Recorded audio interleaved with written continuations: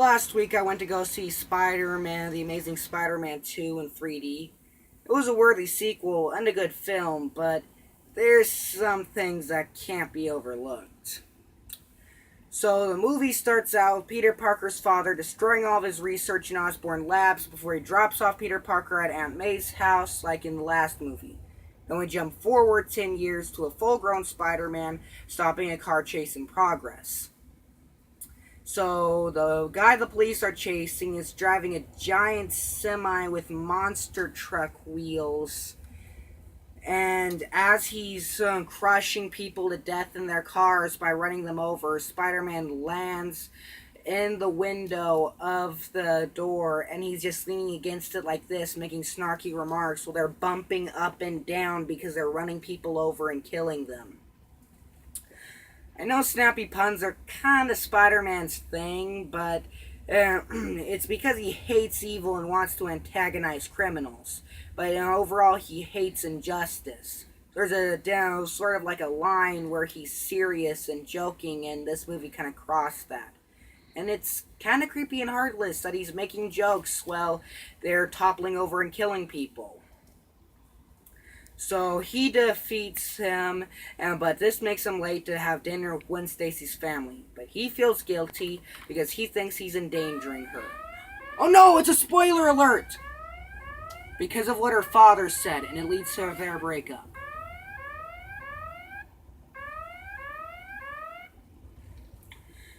So after leaving Gwen Stacy, he begins to Spidey stalk her, which I kind of don't get. Like, he says he stalked her from rooftops, but how did she not notice all the people standing in the streets pointing and yelling, "Hey, look, it's Spider-Man!"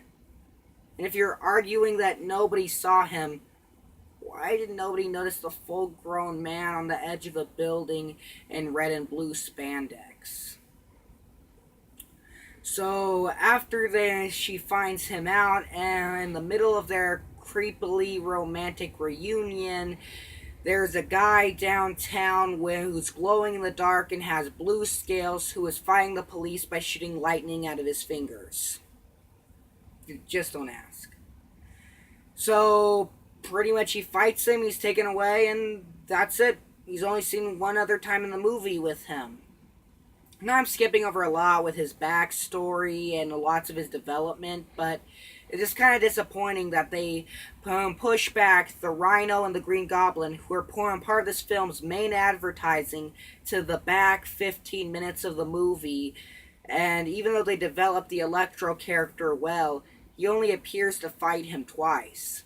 I don't think it's quite as good as the last movie, Spider-Man 3, from the old series before they rebooted, because they had continuous subplots.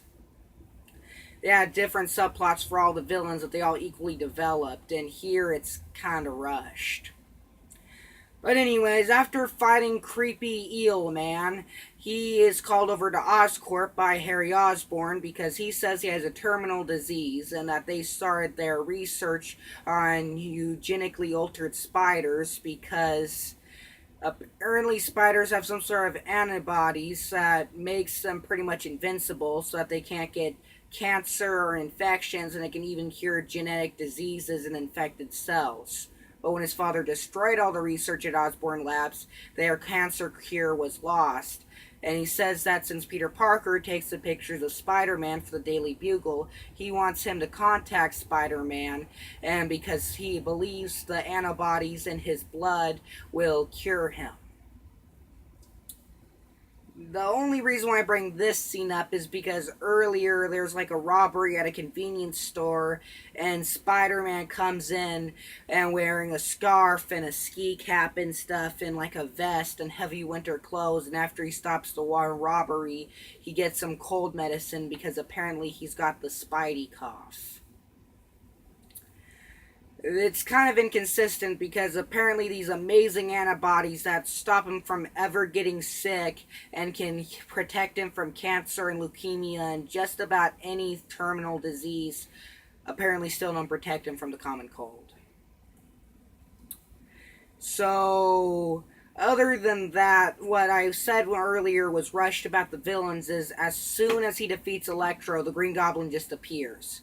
Like the character turned evil, he got his suit, he got his bombs and his glider. All that stuff happened while he was fighting the last guy, and then he just instantly appears. And even then, the Rhino is pushed back to literally the last 5 minutes, and before they even start fighting, they leave it on a cliffhanger. I kind of get that they're leaving it open for a sequel, but it still leaves the film a little incomplete. I think it might be because some of the scenes with the Rhino were like left in the cutting room floor, like they were edited out of the movie or deleted. Anyways, it's still a good movie, and you could argue that some of their scientific inaccuracies and campy, corny lines are just trying to be true to the comics as their source material. Overall, I'll give this movie 4 stars, just minus 1 star because of that one campiness percent.